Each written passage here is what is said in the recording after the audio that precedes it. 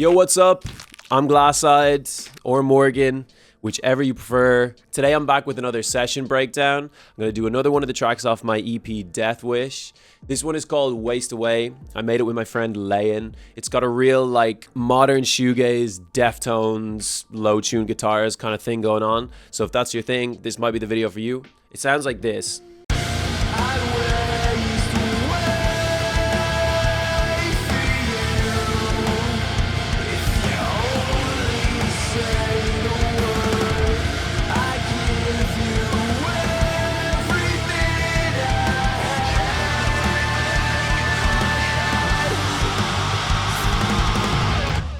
You get the vibes. As always, if you've already listened to the EP, thank you so much. I appreciate it. If you haven't and you like the sound of this, then please do. You might find something you like. Okay, so I'm just gonna jump straight into the track. It opens with a kind of slightly filtered, quieter rendition of the chorus, which sounds like this.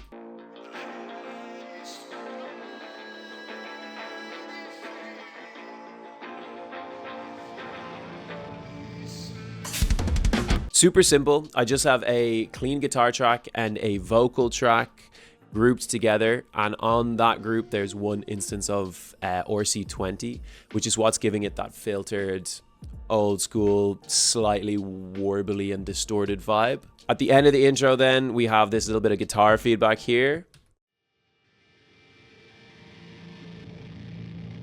which effectively serves as like a riser to bring us into the actual body of the track, the drop, if you will. After that intro, this is what we get.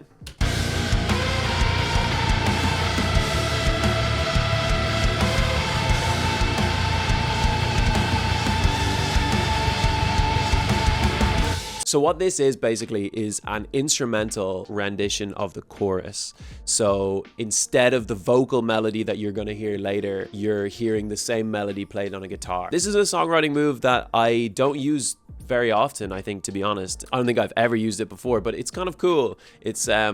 It gives the intro like a little bit of a different flavor to the rest of the track, I think. So within this intro, we've got kind of the main elements of the track going on. I'll briefly look over the drums, but I'm not going to go into the drums in too much detail because if you've watched any of the other videos on my channel, this drum chain that I have here is basically identical to the drum chains on the other tracks that I've gone through before. So what it is Get Good Drums Invasion here, and then on top of that we've got some third-party kick and snare samples and tom samples layered on top. There's a little bit of compression and parallel compression going on. That's pretty much it. As I said, if you want a more in-depth look at the drum setup here, you can have a look at one of the other previous session breakdowns that I've done on the channel. We can have a quick look at the guitars here. So the main rhythm guitars are these two tracks here, and what I'm using for these is Neural DSP Archetype Gojira. Really staple plugin for me, always bouncing between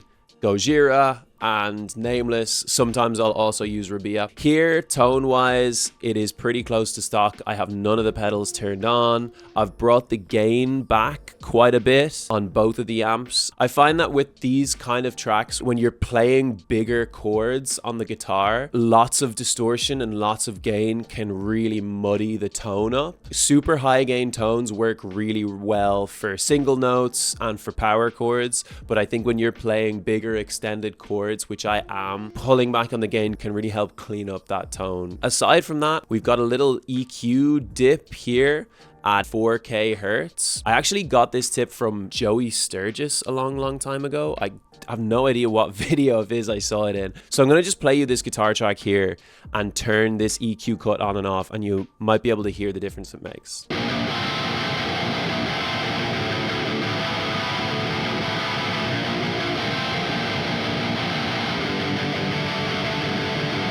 Super subtle, but there's just this ever so slight kind of high-pitched ringing sound around that area in the frequency spectrum that can get pretty overpowering when you're stacking multiple layers of distorted guitars. So I like to cut it out of each one. So the other guitar tone then in this section is this lead tone that is playing the chorus melody, which I'll solo here.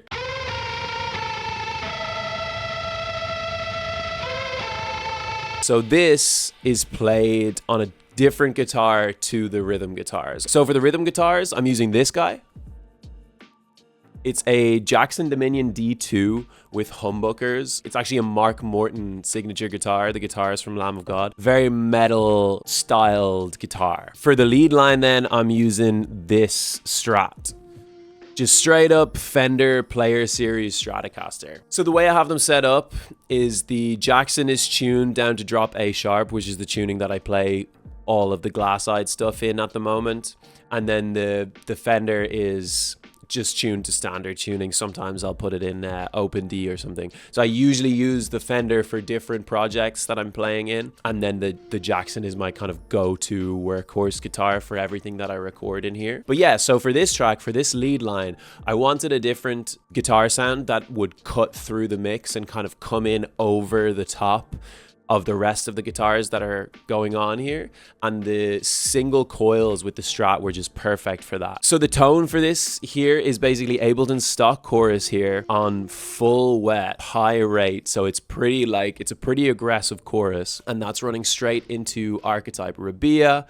We've got a little bit of fuzz going on here, and then we've got the highest gain amp going on as well. There's a little bit of reverb and delay within the amp sim happening too. So you get this real kind of corn sounding lead line that just cuts through everything else that's happening in this intro section here. After the guitars then, I'll run through the bass really quickly. So the bass in this track is actually split between two different bass sounds. For the choruses, you can see here, I have MIDI programmed bass. This is Gin Bass 2 in Contact. This is then being parallel processed here. So the low frequencies and the higher and mid frequencies are being split up. The lows are completely unprocessed, and then the highs are sent through this Neural DSP Dark Glass plugin. So if I play the MIDI bass track here solo, you'll hear how present and bitey it is.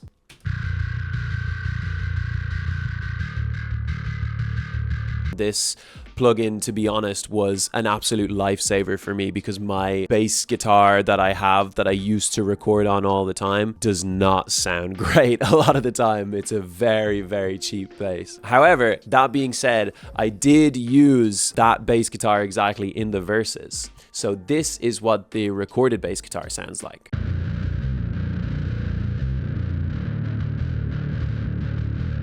You can hear it's a lot muddier, thicker, fuzzier. Processing for it is very similar to the programmed bass. I have the exact same parallel processing chain here, and then we've got a good bit of compression happening here as well. This bass take is basically from the original recording of this song when I first demoed the idea. The reason I chose to keep it was just in the verse sections here, the bass line is a little looser than in the choruses. There's some kind of hammer-ons and pull-offs happening that benefit, I think, from a human player rather than programming. They're also a little bit more awkward to program. They're a bit more time-consuming to program. And it also just worked with the fuzzier tone, I thought. So it offers a nice split in the low-end sound between the two sections as well, which is kind of cool. Okay, so we can take this moment then to move on from the intro chorusy section into the verse.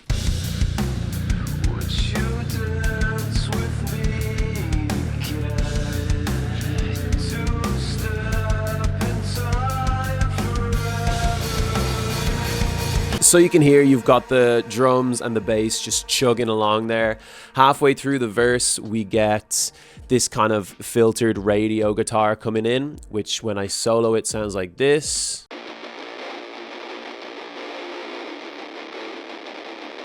So this tone, I originally used archetype Rabia for it. I have the highest gain amp, and then I've got the fuzz turned on here as well. I recorded the guitar part with that tone and then bounced it down to a new track and then just filtered out all of the low frequencies here you can see on this EQ. So it's an easy trick to use when you want to add something new without overpowering everything else that's going on. The only other thing then happening in the verse is these vocals here.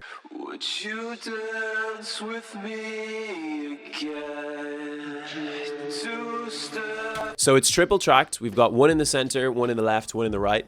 The one in the center is the loudest, and then the left and right are down in volume quite a bit. We've got this atmospheric kind of layer here as well, which is just really, really compressed. There's a lot of chorus added to it, and it's running through this black hole reverb, which really just puts it in space. We've also got Ableton's delay here happening after the reverb, creating like an even more huge spacey sound.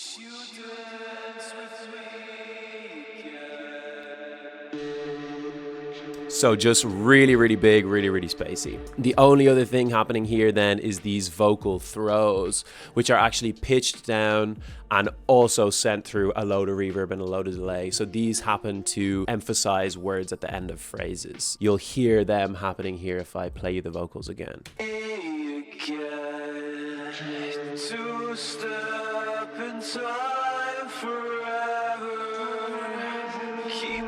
So that's pretty much it for the verse.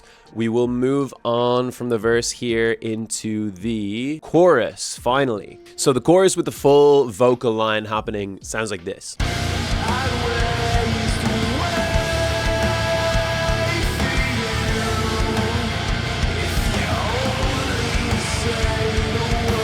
As I said during the intro, it's almost identical to the intro section that we listened to, except we've got a vocal melody here happening instead of the guitar lead line. So if I solo the vocals here,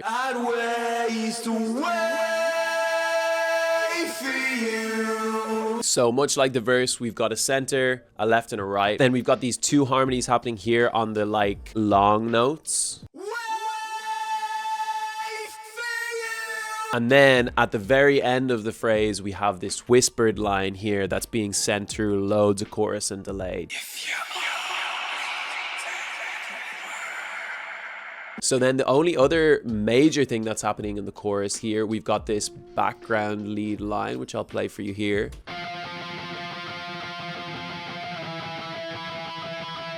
This is really, really simple. I do this absolutely all the time. I'm basically just using octaves on the A string of the guitar to add a little bit of a counter melody to the other guitar parts happening in the chorus. It sits right between the rhythm guitar chords and the vocal melody and just provides an extra little bit of ear candy going on. So moving on from the chorus then, we get into the second verse. This verse contains vocals from my friend Layen, who's an absolutely incredible musician. He's also from Ireland, so if you're into this kind of stuff, you should absolutely check him out. He's amazing.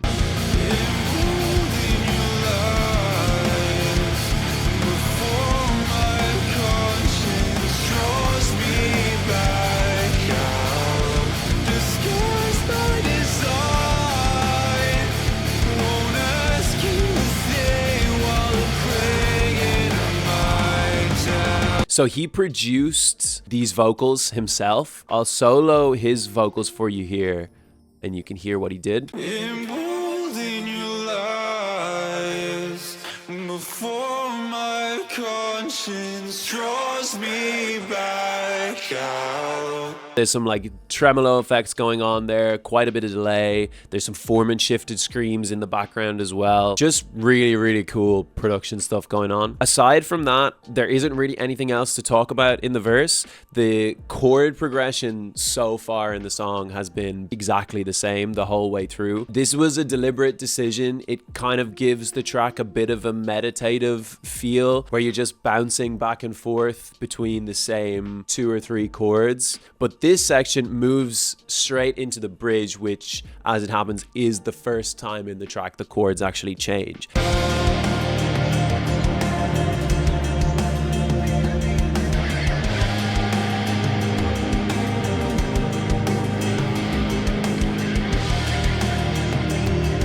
So we get this like really big spacey moment where the track kind of breaks down a little bit and opens up.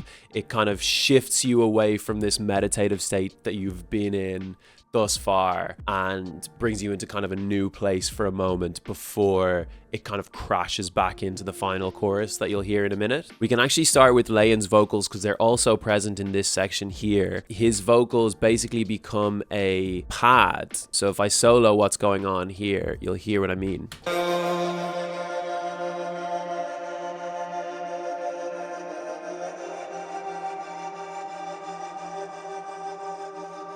So you can hear this big reverbed out pad sound being made with his voice, with that kind of tremolo and delay, kind of forms like an atmospheric bed for the rest of the bridge to happen on top of. Guitar wise, we've also got some cool stuff happening here. We've got a little bit of a call and response thing happening between two different guitar tones.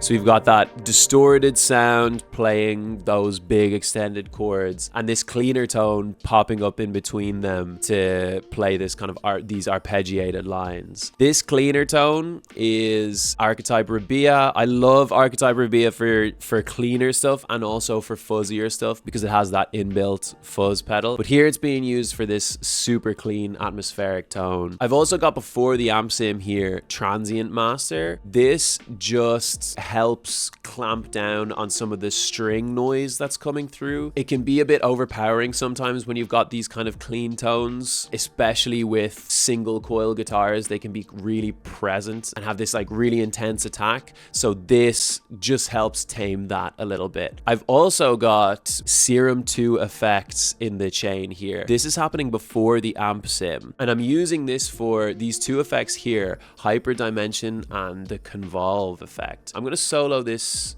track and turn Serum off here, and you'll hear the difference it's making.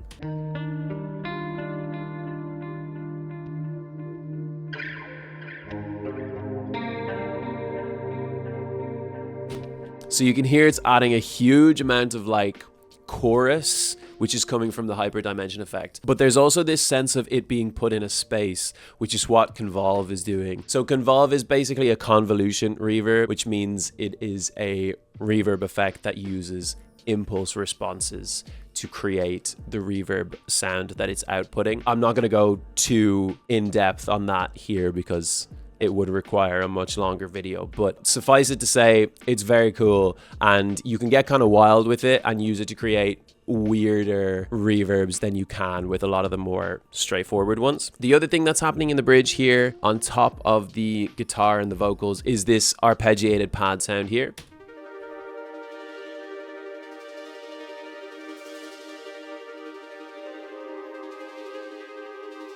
So this is basically a Serum 2 patch called Alter, and then I just have the filter macro here being automated throughout the track, so you can hear the higher frequencies coming in and then being taken away at different points. This is combined with this auto pan effect here, which is basically just moving the sound from the left to the right in your ears. This kind of results in this kind of like spinning around your head vibe. And then the very last thing I have happening here is this kind of garbled voice note. This is basically just like a regular WhatsApp voice note. There's a little bit of an EQ boost down here to give it a little bit more body. Then it's running through Shep's omnichannel, which is compressing it a lot, distorting it quite a bit. We've got a bit of chorus happening and then some reverb. And then we've got auto pan again, shifting it from the left to the right throughout the bridge. So very, very simple and just adds another kind of strange atmospheric layer onto this like spacey bridge that you're hearing. This bridge then moves straight into the final chorus, which sounds like this.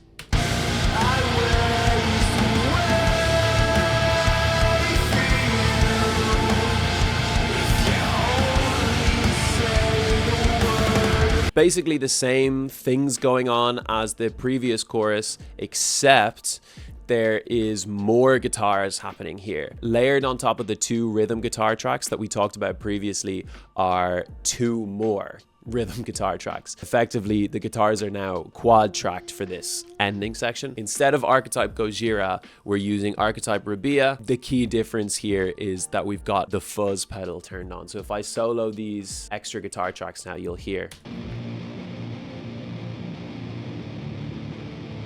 So they're really, really, really fuzzy and muddy. They just add this layer of like thick noise in the background. You'll hear they're quite low in volume, so they're pushed down in the mix, so they're not overpowering the main guitar tracks too much. And you'll also see there's a big EQ cut here around the like 1.3K mark. This just keeps them ducked out of the way of the vocals and the main guitars, basically. Then we also have the return of the lead guitar line from the intro chorus. So now it's happening on top of the vocal line. That guitar lead line and the vocals back each other up in this really cool way. If I play them together, you'll hear what I mean.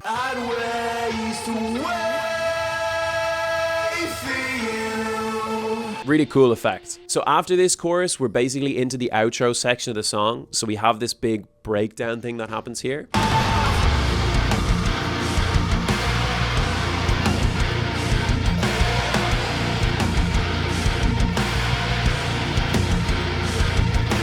Really cool. The track gets super heavy for this ending section. We've got the quad tracked guitars playing this kind of big lumbering breakdown thing. Layer wise, there's nothing crazy different to the previous sections. We've still got the drums, programmed basses under there, the quad track guitars. The Strat is now playing this like dissonant line on top, which sounds like this. And then providing this sense of like weirdness and chaos in the background, we've got this really, really garbled vocal effect, which I'll solo here.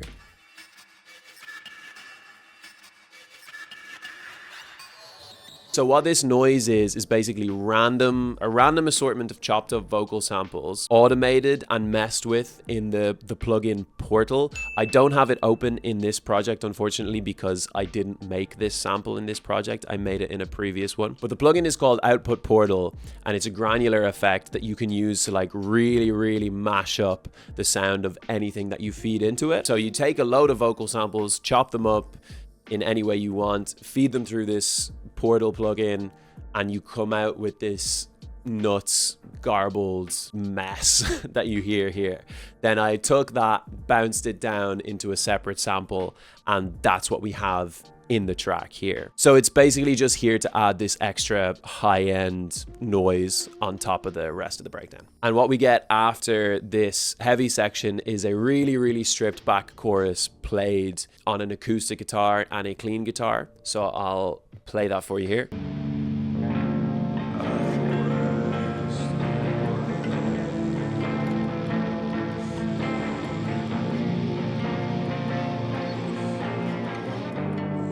Way more pulled back than the rest of the track. So what I have going on here is just this clean guitar tone.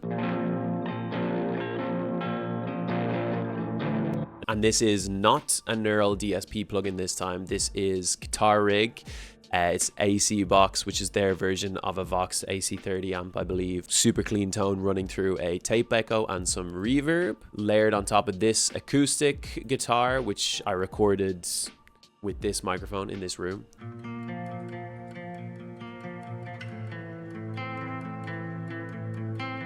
And then the vocals are sung an octave down, and they are form and shifted and filtered and sent through a load of reverb to kind of make them sound a little bit alien, a little bit weird.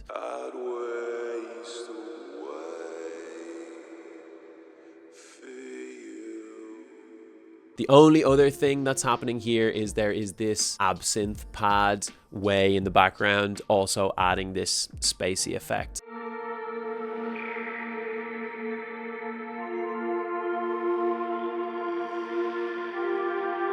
Very subtle, just way in the background. And then that brings us to the end of the song. That is everything. I hope you enjoyed that rundown. If there is anything that you are interested in that I skipped or that I went by too fast, let me know and I can either answer the comment or make another video. I'm going to keep doing these videos until I finish running down all the tracks on my EP, and then I'm going to move on from there and do some other videos. So anything that you want to see from me, basically, just let me know and I will do it. As always, thank you so much for watching. I hope you enjoyed. Like and subscribe, it helps a lot. And yeah, again, if you haven't listened to my EP, please do. If you like the sound of what you heard here, there'll be a link in the description. Thank you so much. Cheers. Have a good day or night whenever you're watching this.